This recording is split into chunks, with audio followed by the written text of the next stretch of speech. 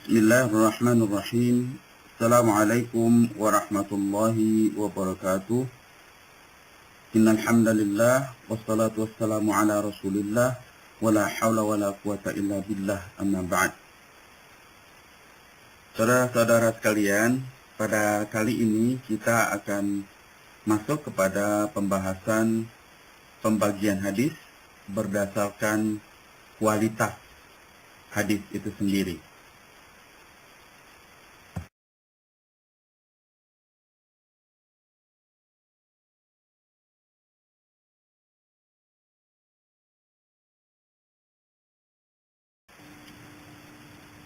Pada kesempatan yang lalu kita sudah belajar tentang hadis mutawatir. Hadis mutawatir ini bisa masuk ke dalam sisi kualitas dan bisa masuk dalam sisi kuantitas. Secara kuantitas, hadis mutawatir itu harus berjumlah banyak, dan dengan jumlah itu secara logika mustahil kelompok perawi itu akan melakukan pendustaan. Nah, kemudian secara kualitas juga hadis mutawatir adalah hadis yang berada pada peringkat pertama. Oleh karena itu, pada bagian khusus tentang kualitas ini, saya tidak menyinggung pembicaraan tentang hadis mutawatir, tetapi hadis pada bagian ini terbagi menjadi 3 bagian, yaitu hadis sahih, hadis hasan, dan hadis dhaif.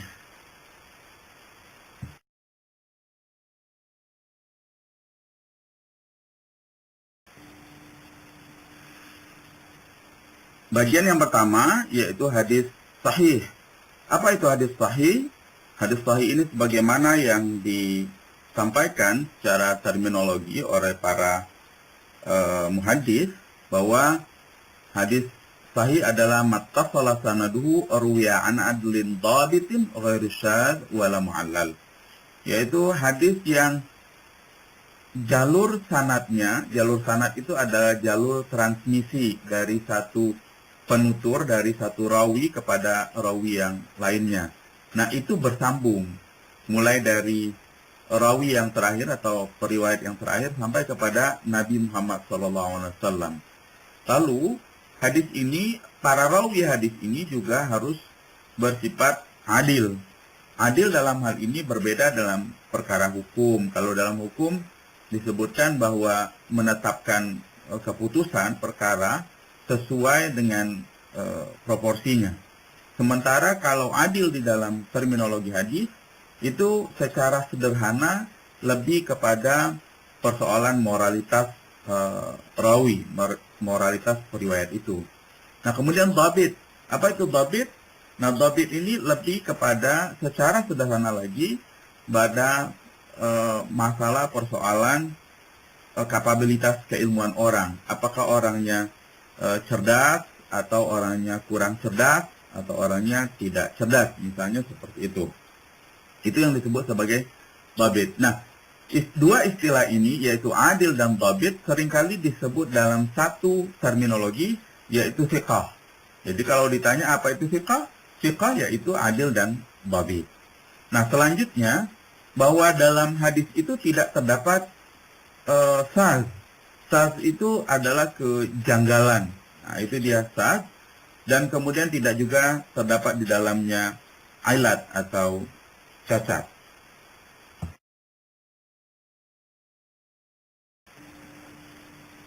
Baik, itu dia tadi persyaratan hadis sahih. Jadi persyaratan hadis sahih itu ada sanadnya bersambung, diriwayatkan oleh orang yang adil, kemudian diriwayatkan oleh orang yang dhabit, tidak terdapat syadz dan tidak terdapat ilat.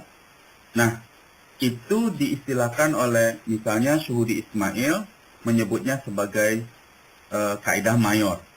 Nah, lalu kemudian berikut ini kita akan membahas tentang kaidah minor dari kelima persyaratan itu, yaitu pertama, sanad bersambung. Apa yang dimaksud dengan sanad yang bersambung itu? Yang maksudnya adalah satu, pertama bersambung, artinya tidak terputus. dari satu rawi sampai pada rawi yang lain. Nah, kemudian kedua, sanad tersebut, jalur transmisi tersebut sampai kepada Nabi, atau dalam istilah hadis yang lain disebut marfu'. Hadisnya itu sampai kepada Nabi, bukan terpotong hanya pada sahabat atau pada generasi selanjutnya. Nah, kemudian yang kaidah minor dari sanad bersambung itu, sanadnya terjaga dengan baik, dan tentu di dalamnya harus tidak ada terdapat cacat.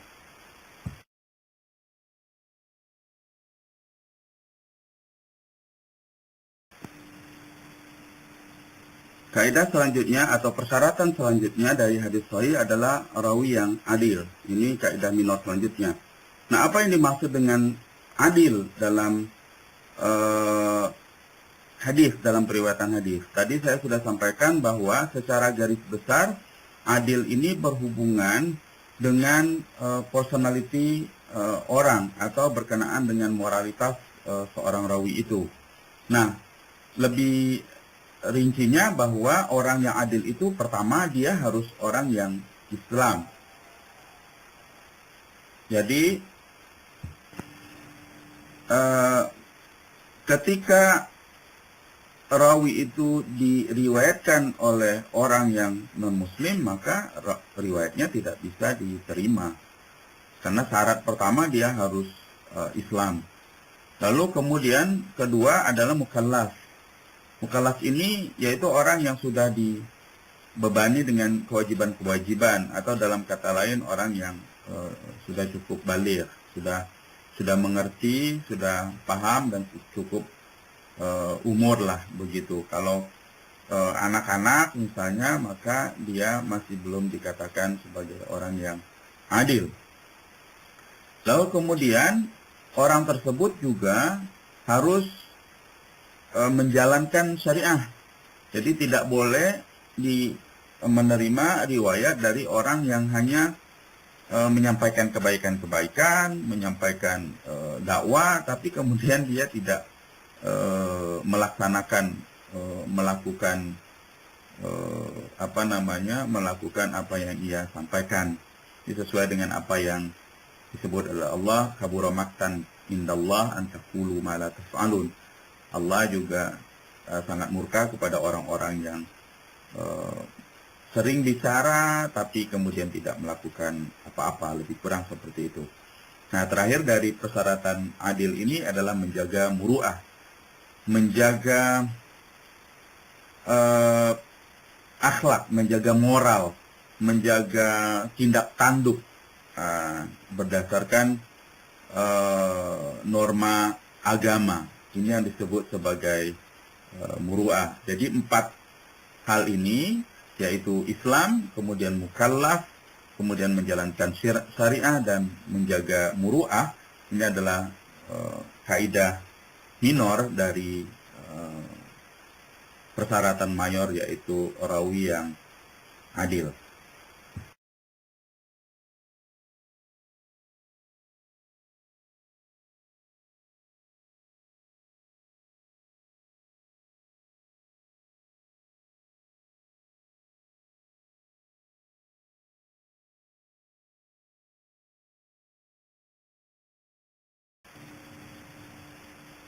Kaidah mayor selanjutnya dari hadis sahih, bahwa hadis itu harus juga diriwayatkan oleh orang yang dhabit.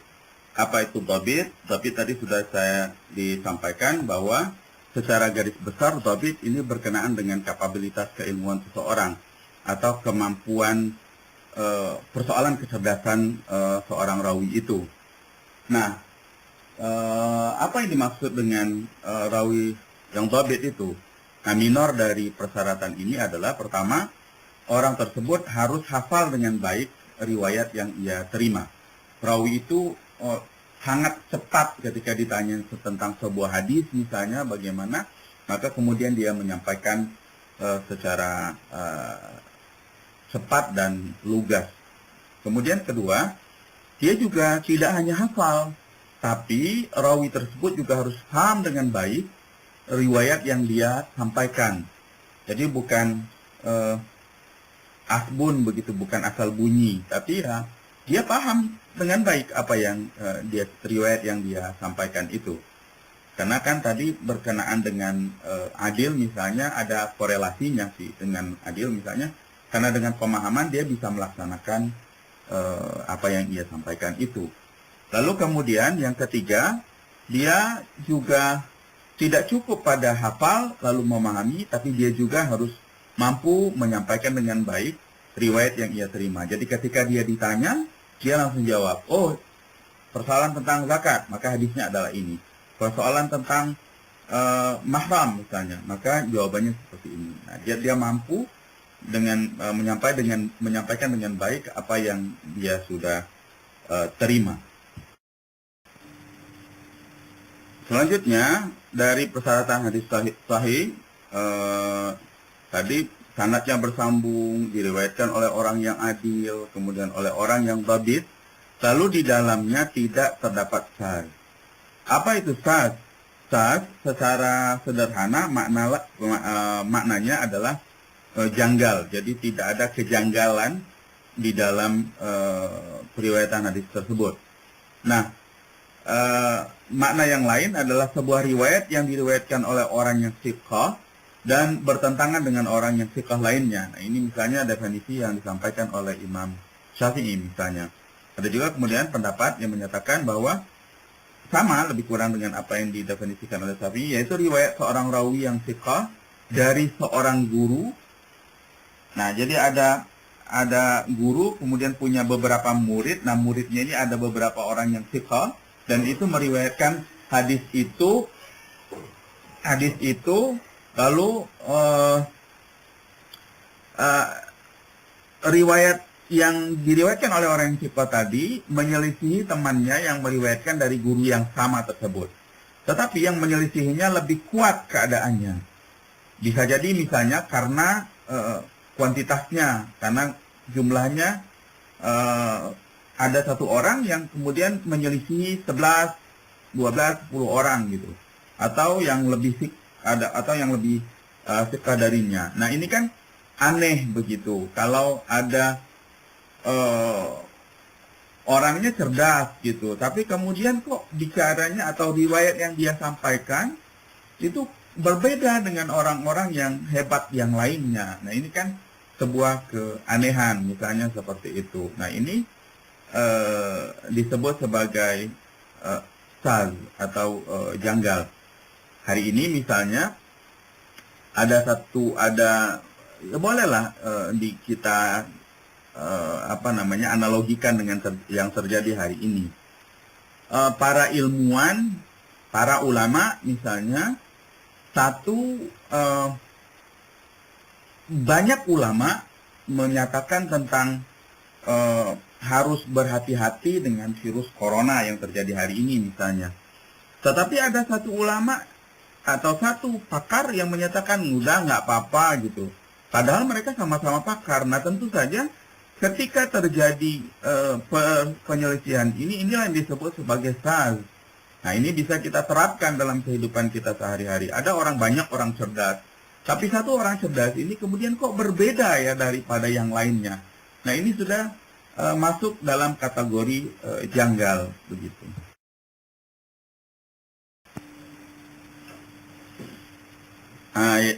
Persyaratan yang terakhir dari hadis sahih tadi, setelah sanadnya bersambung, diriwayatkan oleh orang yang adil, oleh orang yang dhabit, kemudian tidak terdapat syadz atau janggal, dan sekarang tidak ada ilat di dalamnya. Nah, ilat secara bahasa, secara tekstual, ilat itu disebut sebagai cacat. Apa yang dimaksud dengan cacat? Yaitu suatu penyebab yang tersembunyi yang dapat mengurangi status kesahihan hadis. Yang secara lahiriah, secara zahiriah, tidak tampak adanya cacat itu, tapi kemudian setelah dilakukan penelitian mendalam, baru terlihat bahwa dia memiliki cacatnya itu, baik itu pada segi sanadnya ataupun pada segi matannya. Oleh karena itu, inilah yang disebut sebagai ilat.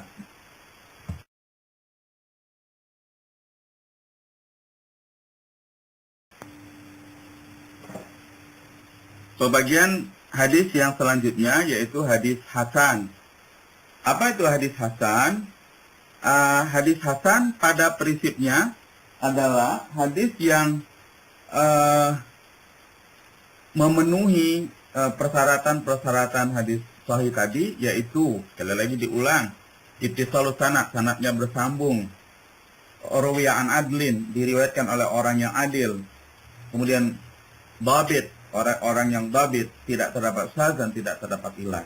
Nah, hadis hasan ini memenuhi persyaratan hadis sahih itu kecuali pada persoalan dhabat, persoalan tadi kredibilitas keilmuan orang, kapabilitas keilmuan orang.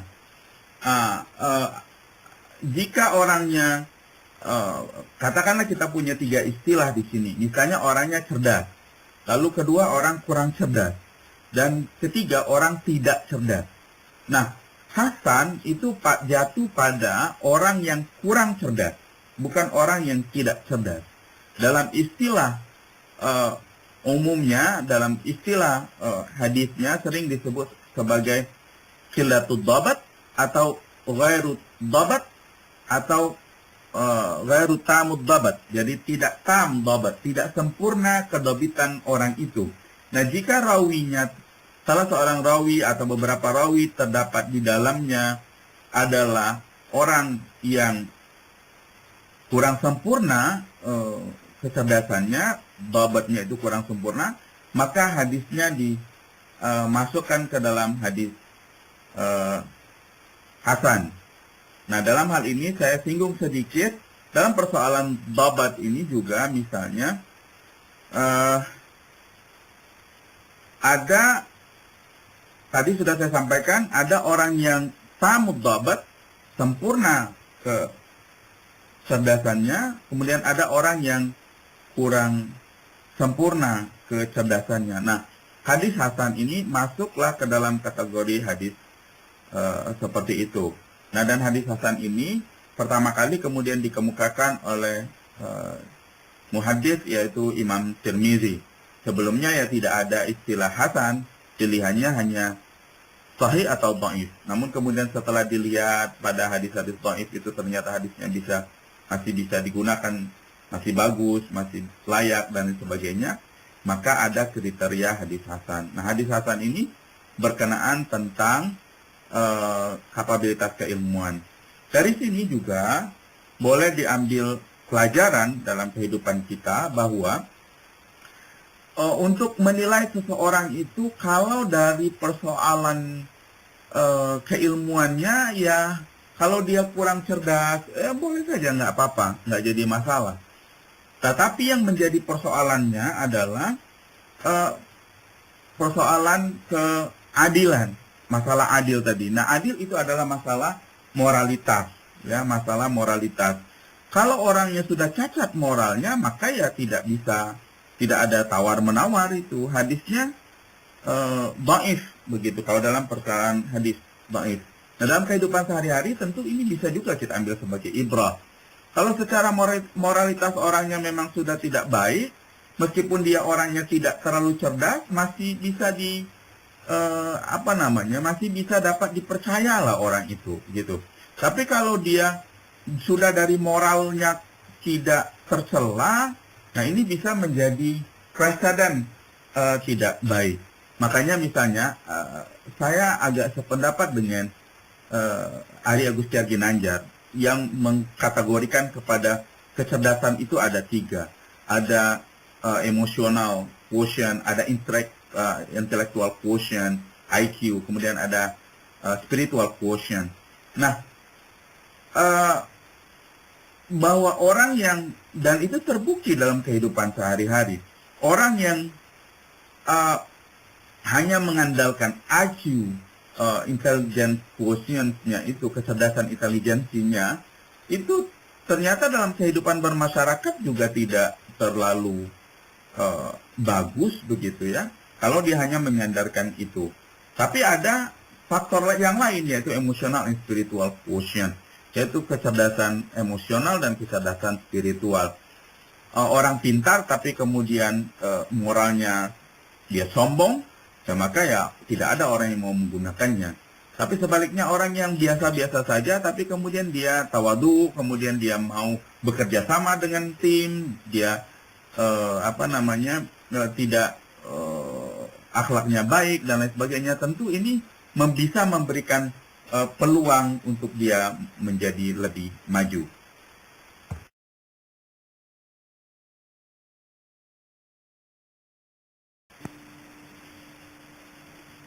Pembagian yang terakhir pada segmen ini adalah hadis dhaif. Apa itu yang disebut sebagai hadis dhaif? Hadis dhaif adalah hadis yang tidak memenuhi persyaratan hadis sahih ataupun hadis hasan. Nah, bisa saja dia tidak memenuhi salah satu dari persyaratan hadis sahih atau hasan itu, atau tidak memenuhi secara keseluruhan. Nah, misalnya yang pertama, hadisnya tidak bersambung, nah, otomatis dia menjadi dhaif. Kemudian hadisnya tidak diriwayatkan oleh orang yang adil. Nah, sekali lagi, kalau persoalan keadilan ini tidak bisa ditawar-tawar. Kalau hadis itu diriwayatkan oleh orang yang punya moralitas yang jelek, maka ya langsung hadisnya menjadi dhaif, begitu ya. Kemudian atau misalnya hadis itu diriwayatkan oleh orang yang tidak cerdas, atau dalam kata lain bodoh begitu, pelupa, sering kacau ingatannya begitu. Nah, itu maka hadisnya sudah jatuh kepada hadis yang dhaif, dan seterusnya, termasuk ya apalagi kalau di dalamnya ada sas, ada ilat gitu, maka hadisnya langsung dhaif. Nah, dalam hal ini saudara-saudara sekalian, yang perlu diingat pertama bahwa istilah-istilah hadis itu sebaiknya tidak diterjemahkan atau tidak diinterpretasikan, tidak ditranslate, tidak diartikan ke dalam bahasa Indonesia, karena nanti bisa saja maknanya berubah. Misalnya hadis sahih dengan yang sah gitu, ya akan berbeda antara sahih dengan sah. Atau hasan. Hasan itu memang secara bahasa artinya baik gitu. Nggak bisa kita sebutkan hadis baik gitu. Tapi ya tetap dengan terminologi hadis, yaitu hadis hasan gitu. Karena baik belum tentu hasan, tapi hasan tentu baik. Nah, lebih kurang seperti itu. Dan begitu juga dengan dhaif. Jangan tidak baik, tidak pas jika kita interpretasikan atau kita terjemahkan dengan hadis yang lemah begitu ya. Jadi sekali lagi tidak pantas atau kurang pas jika dia diterjemahkan dhaif. Misalnya hadis dhaif itu adalah hadis lemah. Apanya yang lemah gitu? Kalau lemah kan kuat gitu, strong gitu. Apanya yang kuat dan apanya yang strong. Oleh karena itu sebaiknya penggunaan hadis ini tetap dia menggunakan istilah-istilah itu sendiri. Itu yang pertama. Kedua, sekali lagi, apapun yang kita pelajari, tidak hanya ilmu, bukan hanya sebagai untuk ilmu, tapi ilmu adalah untuk diamalkan. Tadi sudah disinggung sekali, misalnya dalam persoalan adil tadi, yang dianggap adil, yang baik itu, yang punya moralitas yang baik itu, ya dia menjalankan syariat, artinya dia menjalankan apa yang ia sampaikan, gitu. Tidak hanya omong doang. Nah, begitu juga dengan apa yang kita pelajari pada hari ini. Terutama dalam catatan penting saya ada dalam dua kriteria ini, yaitu khususnya tentang adil dan dhabit. Adil itu moralitas, kemudian dhabit tentang ilmu. Nah, ketika ini bisa kita gunakan, sekali lagi, parameter ini bisa kita gunakan dalam kehidupan kita sehari-hari. Kalau orangnya secara moralitas memang tidak baik, maka ya meskipun kemudian dia hebat, luar biasa, dia jenius, dia pintar, dia cerdas, dia punya sederet pangkat, titel, dan lain sebagainya, tetapi dia tidak punya moral yang baik, maka ya kalau dalam hadis maksudnya ke dalam dhaif. Artinya ya kita juga harus tetap terus antisipasi terhadap segala kemungkinan terhadap jenis orang-orang seperti ini. Nah, sebaliknya ya jika orang itu ya biasa-biasa saja secara keilmuan, tapi punya moralitas yang baik, dia menjalankan agama yang baik, dia tidak suka bohong misalnya begitu, ya maka orang ini bisa kita cukup dapat percaya. Nah, ini sekali lagi harus diingat-ingat terus ini ketika kita bicara tentang misalnya jika kita mau memilih pemimpin kita, misalnya baik dalam koridor yang kecil sampai yang besar misalnya, kalau kelihatan orang yang akan kita pilih itu adalah orang yang punya moralitasnya tidak baik, ya tinggalkan saja. Meskipun kemudian dia hebat, dia cerdas, dia kaya dan lain sebagainya, ya kita tinggalkan saja. Tapi kalau dia ya biasa-biasa saja, tapi kelihatan dari moralitasnya ini baik, maka ya bolehlah kita kita berikan kepercayaan itu kepada kepada orang-orang yang seperti itu.